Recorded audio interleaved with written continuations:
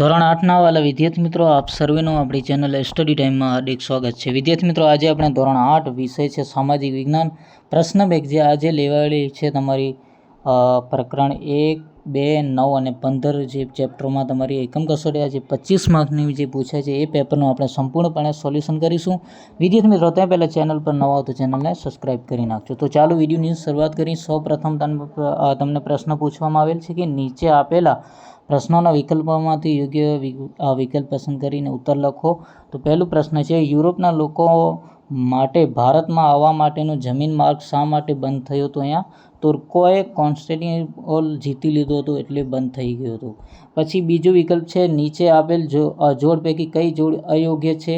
તો અહીંયા આપણે જોઈએ કે આ ફેરંગીઓ અને ઇંગ્લેન્ડ આ અયોગ્ય જે છે જોડકાની જોડ છે. પછી ત્રીજો વિકલ્પ છે, જો પ્લાસીના યુદ્ધમાં સિરાજ ઉદ્દૌલાની જીત થઈ હોત તો ભારત દેશમાં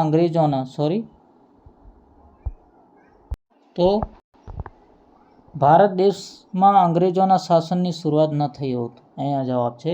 અને ચોથું છે, નીચે આપેલા વિધાન પૈકી કયું વિધાન સાચું છે? તો અહીંયા આપણે જોઈએ કયું જે વિધાન જે છે એ સાચું છે. તો અહીંયા સી જે વિધાન છે સાચું છે. ટોમસ રોએ જહાંગીર પાસેથી ભારતમાં વેપાર કરવાની પરવાનગી મેળવી હતી. તો અહીંયા આપણે જવાબ જોયો.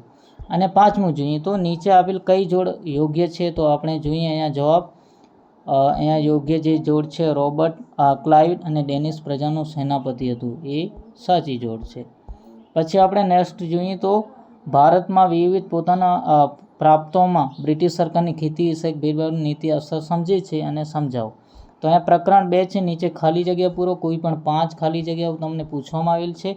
અહીંયા છે, ગ્રામ અથવા ગ્રામના સમૂહ માટે શબ્દ પ્રયોગ થતો હતો. તો અહીંયા શું આવે વિદ્યાર્થી મિત્રો? તો અહીંયા આવે ગ્રામજનો. પછી 15મું છે,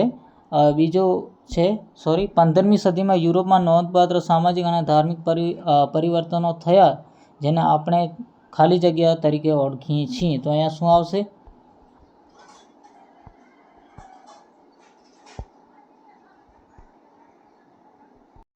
તો આપણે નેક્સ્ટ જોઈએ કે ફ્રેન્ચે ઈસવીસન 1668માં ખાલી જગ્યા ખાતે પ્રથમ કુટીર એટલે કે સુરત ભારતની અંદર સ્થાપી હતી. ભારતમાં યુરોપમાં આવવાનું કારણ શું હતું? તો અહીંયા ખાસ કરીને વેપાર કરવા માટે આવ્યા, પણ ખાસ એનું કારણ હતું ભારત દેશ ઉપર શું કરવાનું એ તમારી કમેન્ટની અંદર જવાબ આપવાનું છે તમને. પછી આપણે નેક્સ્ટ પ્રશ્ન જોઈએ તો ટૂંકનો લખો કોઈ પણ એક પ્લાસીનું યુદ્ધ અને બિરસા મુંડા.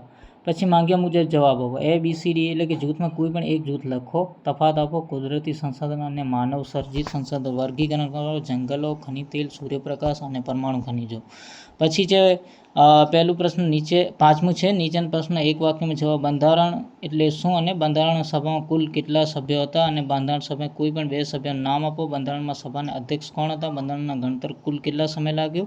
ભારતમાં કઈ તારીખે બંધારણ દિવસની ઉજવણી કરવામાં આવી છે? અને વિશ્વનું સૌથી મોટું લેખિત બંધારણ કયા દેશનું છે? આ PDF સાથે સોલ્યુશન આપણા જે WhatsApp ગ્રુપ છે એની અંદર જોઈ લેજો. Thank you very much. ફરી મળીશું નેક્સ્ટ વિડીયોની અંદર. જય